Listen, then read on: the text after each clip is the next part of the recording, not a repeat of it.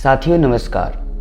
आध्यात्मिक कहानियों के इस सिलसिले में आज हम सबरी की कहानी के बारे में आपको सुनाना चाहते हैं। सबरी भगवान राम की परम भक्त थी। वह सबर जाति की एक भोली भाली लड़की थी। सबर जाति के लोग देखने में बहुत कुरूप होते हैं, लेकिन सबरी इतनी कुरूप थी कि सबर जाति के लोग भी उसका तिरस्कार करते थे। सबरी के माँ बाप को सबरी के विवाह की बहुत चिंता होती थी। वे दिन रात इसी चिंता में डूबे रहते थे कि आखिर सबरी के वैवाहिक जीवन का क्या होगा। आखिरकार सबरी के माता पिता को सबर जाति का एक विवाह योग्य लड़का मिल गया। माता पिता के रात्रि में सबरी का विवाह कर उसे रात्रि में ही विदा कर दिया। उन्हें डर था कि कहीं लड़का सबरी को देखकर विवाह के लिए इनकार न कर दे। सबरी अपने पति के साथ रात्रि में ही निकल गई। आगे आगे सबरी का पति चल रहा था और पीछे पीछे सबरी। चलते चलते वे दंडकवन में आ पहुंचे। वहां उन्हें सुबह हो गई। लड़के ने सोचा, देखूं तो सही मेरी स्त्री कैसी दिखती है। लड़के ने पीछे मुड़कर देखा तो सबरी की कुरूपता देखकर वह डर गया। उसे लगा यह तो कोई राक्षस कुल की है जो मुझे यहीं खा जाएगी। यह सोचकर लड़का सबरी को वहीं छोड़कर भाग गया। अब सबरी दंडकवन में अकेली रह गई।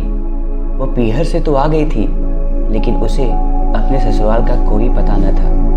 अब सबरी जाए तो जाए कहाँ। दंडकवन में रहने वाले ऋषि सबरी को अछूत मानकर उसका तिरस्कार करने लगे। उसी वन में मंथन नाम के एक ऋषि महात्मा रहते थे। मंथन ऋषि को सबरी को देखकर उस पर दया आ गई। उन्होंने सबरी पर कृपा कर उसे अपने आश्रम में रहने के लिए शरण दे दी। दूसरे ऋषि मुनियों ने जब यह सब देखा तो उन्हें इस बात का बहुत विरोध किया कि उन्होंने एक कुरूप और अछूत जाति की लड़की को अपने आश्रम में शरण दे दी है। लेकिन मंथन ऋषि ने किसी को भी एक बात न सुनी। उन्होंने प्रेम से सबरी के सर पर हाथ रखा और कहा, बेटा तुम घबराओ नहीं। जैसे कोई पुत्री अपने माँ बाप के पास रहती है, वैसे ही तुम मेरे पास रह जाओ।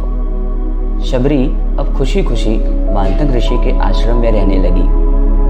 सबरी को ऋषि मुनियों की सेवा करने में बड़ा आनंद आता था। सब ऋषि मुनि सबरी का तिरस्कार करते थे, इसलिए सबरी छिप छिप कर उनकी सेवा किया करती थी। रात में जब सब सो जाया करते थे तो सबरी रात में ऋषियों के स्नान के लिए पंपा सरोवर पर जाने वाले रास्ते को जाकर बहार देती थी। जहाँ कंकड़ पत्थर पड़े होते थे उन्हें हटाकर वहाँ बालू बिछा देती थी। ऋषियों के लिए ईंधन लाकर रख देती थी। अगर कोई सबरी को देख लेता तो वह वहाँ से डर के मारे भाग जाते थे। उसे डर था कि कहीं मेरी छाया ऋषि मुनियों पर आ गई तो वह अशुद्ध हो जाएंगे।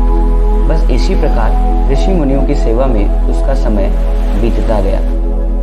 आखिर एक दिन वह समय भी आ गया जो सबके लिए अनिवार्य है। मंथन ऋषि का समय छूटने का समय आ गया था। जैसे माँ बाप के मरते समय बालक रोता है, वैसे ही सबरी भी फूट फूट कर रोने लगी। रोने के सिवा वह कर भी क्या सकती थी।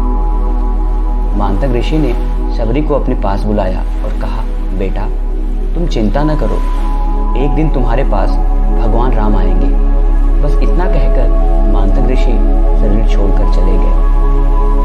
अब सबरी दिन रात भगवान राम की प्रतीक्षा करने लगी। रात में किसी जानवर के चलने से पत्तों की खड़खड़ाहट भी होती तो सबरी बाहर आकर देखने लगी कि कहीं भगवान राम तो नहीं आ गए। वह प्रतिदिन कुटिया के बाहर पुष्प बिछाती और तरह तरह के फल लाकर रख देती थी। फलों में भी बढ़िया बढ़िया फल राम जी के लिए चक्कर रख देती थी। फिर राम जी नहीं आते तो अगले दिन फिर नए फल ले आती। राम जी को भोजन करने का उसके मन में बहुत उत्साह था।